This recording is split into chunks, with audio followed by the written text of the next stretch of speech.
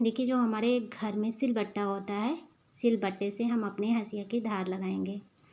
तो सिल पर भी मैं लगा लेती हूँ, लेकिन आपको बट्टे से धार लगाने का एक बढ़िया तरीका बताऊँगी। ज़्यादा कुछ नहीं करना है। हंसिया में धार अगर नहीं है तो आप इस तरीके से देखिए, एक हाथ से आपको बट्टा पकड़ना है, दूसरे हाथ से हंसिया जहाँ पर इसका हत्था बना होता है, और इस तरह से धीरे धीरे इसके ऊपर रगड़ना है। बस 2 मिनट में ही इसमें धार एकदम फुल एकदम से अच्छी से लग जाती है। देखिए इतना तेज़ हो जाती है इसकी धार, क्या बताएं। सब्जी तो बहुत आसानी से बहुत अच्छे से कटती है। अगर चाकू हंसिया से जब सब्जी नहीं कटती तो हम ये लगता है कि हमारी हंसिया चाकू में धार करवाने की ज़रूरत है, लेकिन आप घर पर आसानी से जब कर सकते हैं तो बाहर जाने की ज़रूरत नहीं पड़ेगी और आपके पैसे भी बच जाएंगे। जितनी भी मैं वीडियो में टिप्स और ट्रिक्स शेयर करती हूँ, आइडियाज़ शेयर करती हूँ, सारे आइडियाज़ हमारे जीवन में बहुत ही ज़्यादा यूज़फुल हैं, हमारे हर काम को आसान बनाते हैं। लेकिन आप लोग हमारी वीडियो देखते हैं और लाइक नहीं करते हैं, चैनल को सब्सक्राइब नहीं करते हैं। तो प्लीज़ आपको अगर ये हमारी वीडियो से थोड़ी बहुत हेल्प मिल रही है तो सब्सक्राइब कर लीजिएगा हमारे चैनल को, और इस वीडियो को शेयर भी कर देना। तो ये देखिए मैंने यहाँ पर थोड़ा सा आपको काट कूट के दिखा दिया सब्जी का जो भी टुकड़ा बचा था। अभी सब्जी मैं नहीं काट रही हूँ, लेकिन काफ़ी अच्छा तरीका, मैं हमेशा ही इस तरह से हंसिया चाकू में धार करती हूँ। अब चाकू में धार लगाना है तो उसके लिए क्या करना है, देखिए इस तरह से मैं चाकू को पकड़ती हूँ, एक हाथ से चाकू के ऊपर इस तरह से पकड़ ली हूँ। आप पहली बार कर रहे हैं तो इस तरह से नहीं करना, एक हाथ से ही अगर आप करेंगे तो धार लग जाती है। मेरी तो आदत पड़ गई है, मैं कर लेती हूँ। और ये जो तरीका है हमारे दादी नानी के ज़माने का है। जब हमारी आजी लोग इस तरह से धार लगाती थी, जब उन्हें घास काटने जाना होता था तब मैं देखती थी इस तरह से वो धार लगाती थी। हंसिया खुरपी में धार लगाती थी, अपना कोई भी पत्थर का बट्टा मिल जाता था उनको तो उससे भी धार हो जाती है। यानी फ्री का जुगाड़। भाई पहले के ज़माने में इतना ज़्यादा पैसे नहीं होते थे किसी के पास में, तो कुछ ना कुछ अपना दिमाग चलाना पड़ता था। हमें काम करना है, किसी भी तरीके से करना है, तो आप भी इस तरह से अपने काम को आसान बना सकते हो। चलिए अब एक और छोटा सा आइडिया शेयर करती हूँ। देखिए जो हमारे पास ब्लाउज के पीसेस पड़े होते हैं, बहुत लोग हैं ना ब्लाउज के पीसेस अपना सिलवा लेते हैं, अगर नहीं पसंद है तो उसको नहीं सिलते हैं, ऐसे ही पड़ा रहता है। तो मैंने क्या किया है, एक ब्लाउज का पीस यानी यहाँ पर दुपट्टा लिया है। ब्लाउज का पीस मेरे पास नहीं था, मैंने दुपट्टा ले लिया है। दुपट्टे को 2 फोल्ड कर दिया है। इसके बाद बीच में मैंने एक किताब को रखा है और दोनों साइड में इस तरह से गांठ लगाना। ध्यान से देखिएगा तभी आपको ये चीज़ समझ में आएगी, नहीं तो आप दोबारा भी देख सकते हो वीडियो को। फिर मैंने दूसरे साइड इस तरह से पकड़ के गांठ लगा दिया। 2 बार गांठ लगाया यहाँ पर, पहले मैंने 1 बार, उसके बाद दोबारा इस तरह से करने पर 2 बार। और देखिए बीच में मैं किताब रखी हूँ। आप यहाँ पर कोई भी कार्डबोर्ड यानी दफ्ती वगैरह रख सकते हैं टाइट, जिससे कि ये बहुत ही अच्छा सा थैला बन जाता है। अगर आप कहीं बाहर जा रहे हैं, आपके पास कोई झोला नहीं है, कोई थैला नहीं है, सब्जी लाना है, तो बस इस तरह का अगर आपके पास कोई कपड़ा है, कोई भी टुकड़ा है, तो आप उसमें ऐसे करके बना लीजिए। और जितना भी सब्जी वगैरह रखनी है, कोई सामान रखना है, तो आसानी से रख जाता है। ये देखिए किसी को पता नहीं चलेगा, बिना सिले बिना काटे आपको ये बहुत ही अच्छा सा फ्री में और तुरंत झटपट बन जाने वाला ये बैग बन जाता है। अगली जो टिप है, जब हम कभी किसी कपड़े में या फिर किसी भी पॉलीथीन में गांठ लगा देते हैं और हमें खोलना होता है, तो देखिए अपने हाथों से तो नहीं खुलती है, किसी भी कीमत पर नहीं खुलने वाली, फिर तो उसे काटना ही पड़ता है। तो मैंने यहाँ पर लिया है, देखिए एक चाबी, गाड़ी की चाबी लिया है, और इस तरह से जैसे ही गांठ के अंदर इस तरह से डाल के इसको थोड़ा सा धीरे धीरे करके ढीला करेंगे, कितनी भी टाइट गांठ लगी हो वो 1 सेकंड में खुल जाएगी। आप करके देखना, वाकई में बहुत ही ज़्यादा यूज़फुल आइडिया है। ये देखिए दूसरी वाली गांठ भी काफ़ी ज़्यादा मैंने टाइट करके लगा दिया था। मैंने सोचा चलो ये जो झोला मैं बना रही हूँ इसको ऐसे ही रख लूँगी, लेकिन ये टिप्स आपके साथ शेयर करनी थी, इसलिए मुझे झोला को खोलना पड़ा। लिए हैं और इनके नाप आप देख सकते हैं, इस तरह से मैंने इनको कटिंग किया है। एक कपड़ा है, टुकड़ा जो है 2 इंच का है और एक 2 इंच से थोड़ा सा छोटा है। तो आप चाहें तो इसकी थोड़ी बहुत लंबाई बढ़ा सकते हैं, जैसे 2 इंच का है तो 2.5 इंच कर सकते हैं, और उसी हिसाब से छोटा वाला जो टुकड़ा है कपड़े का उसका थोड़ा सा कम कर सकते हैं। इसके बाद में हमने लिया है यहाँ पर एक कलछी, कलछी में जो छेद होता है वहाँ पर मैंने इस तरह से कपड़े को, बड़ा वाला कपड़ा रख के उसके छोटा वाला कपड़ा को इस तरह से मोड़ के अंदर की ओर ऐसे डाल दिया है और पेचकस की सहायता से मैं इसको थोड़ा थोड़ा करके प्रेस कर रही हूँ। तो ये नीचे के साइड में इस तरह से चला गया है। अब देखिए बिना ज़्यादा परेशानी और बिना मेहनत के हमारा ये कपड़े का बटन बन जाता है आसानी से।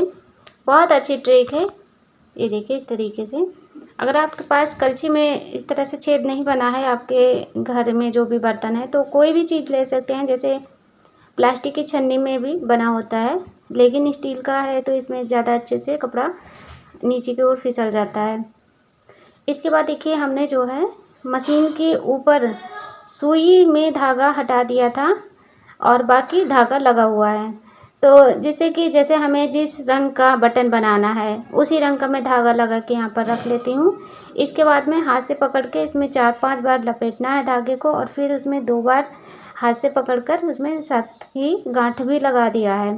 तो इस तरह से मुझे अलग से धागा ज़्यादा पकड़ने की या फिर निकालने की झंझट नहीं रहती है और ये बहुत अच्छे से बन जाता है।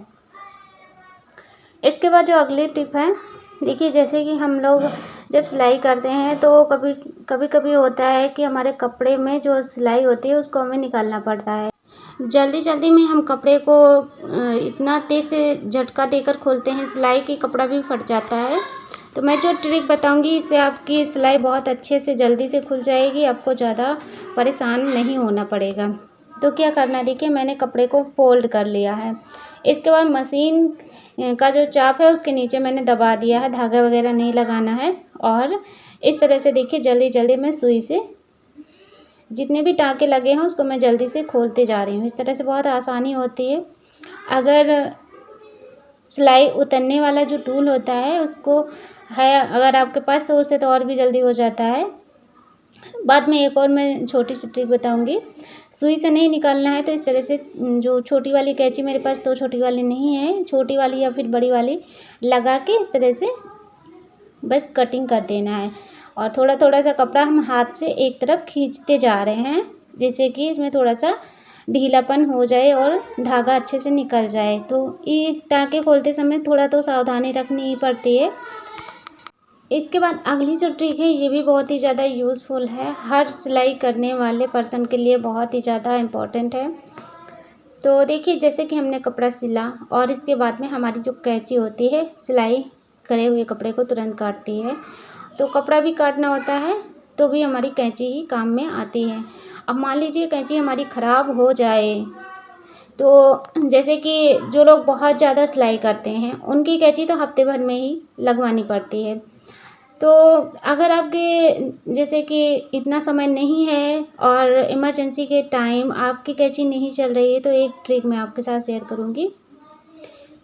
तो देखिए जो हमारे पास तुरपाई वाली सुई होती है ये बहुत काम की है।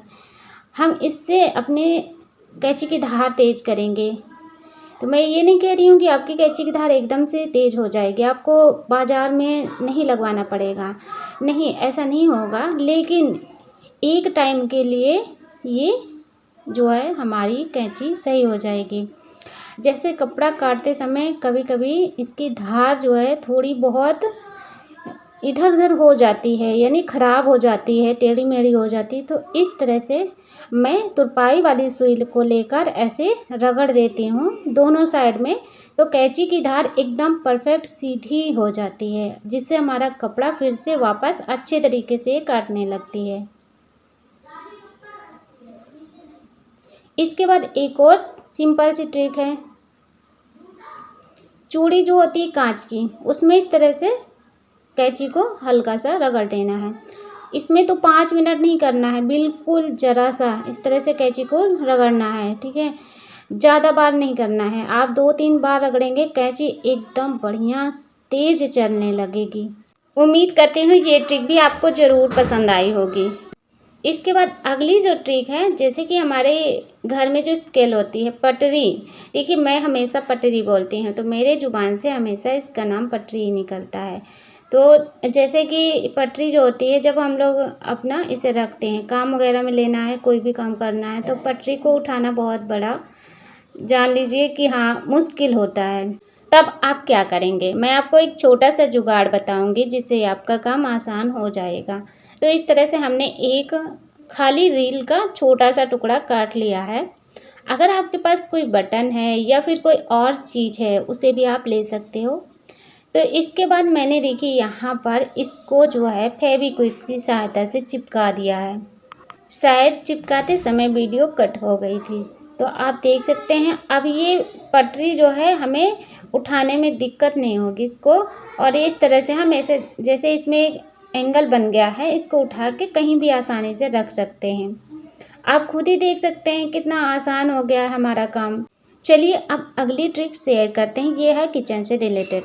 दोस्तों जैसे कि हमारे घर में जो किचन होता है, किचन का भी हमें बहुत ज़्यादा खास ख्याल रखना पड़ता है। तो किचन का जो डिब्बा होता है, जो हम दाल चावल वगैरह रखते हैं, तो अगर डिब्बे बहुत ज़्यादा गंदे हो गए, चिपचिपे हो गए, तो उसके लिए मैं एक बहुत अच्छा सलूशन तैयार कर रही हूँ।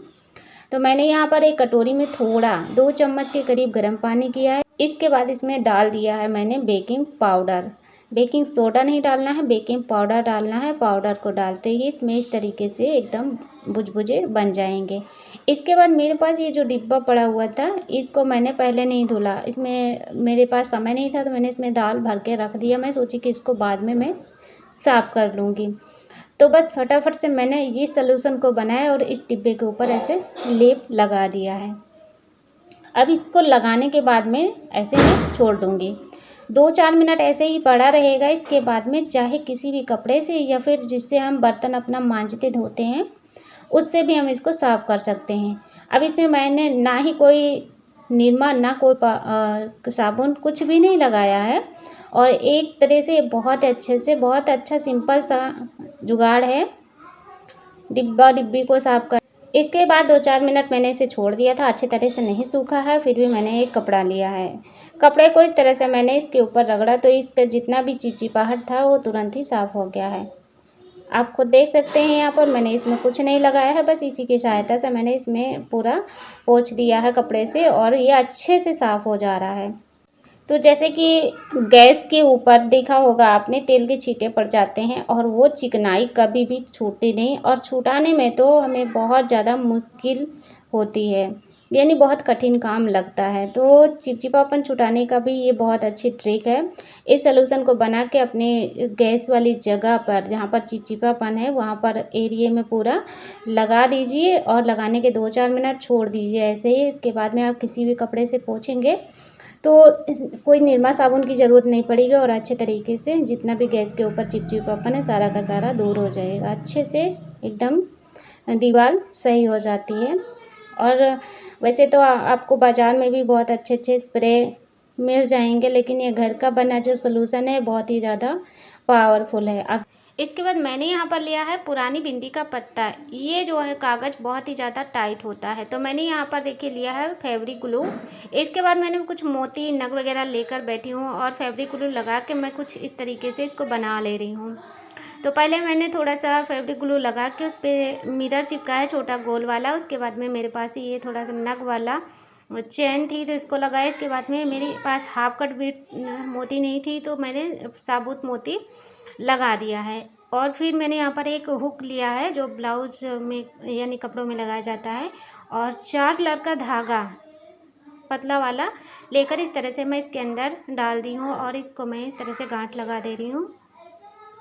फिर मैंने इसी धागे के अंदर कुछ मोती को डाल दिया है और एक लंबी सी चेन बनाया है। इसके बाद ये जब सूख जाए, थोड़ा सा मुझे धूप में रखना पड़ा और बहुत अच्छे से नहीं सूखा था, तभी मैं इसको ले आई और इस तरह से मैं देखिए पीछे के साइड में मैंने फैब्रिक ग्लू लगा के और धागे को इस तरह से रख के उसके ऊपर फिर से एक छोटा कागज़ का टुकड़ा रख दिया है। इस तरह से ये बहुत ही अच्छे से मांग टीका बन गया। बच्चों के लिए आप बना सकते हो, बहुत उनको पसंद आए। पहले मैं बनाने जा रही थी अंगूठी, लेकिन मेरे दिमाग में आया कि इसको मांग टीका बनाएंगे तो ज़्यादा ही अच्छा लगेगा, सूखने के बाद बहुत अच्छा लग रहा है। मेरी हमेशा यही कोशिश रहती हूँ कि जिस तरह से मुझे इतनी सारी जानकारी होती है उसी तरह से हर किसी को ऐसी जानकारी होनी चाहिए। तो इस वीडियो को शेयर ज़रूर करना दोस्तों। अगर आपके लिए हेल्पफुल है तो एक लाइक कर देना और चैनल को सब्सक्राइब कर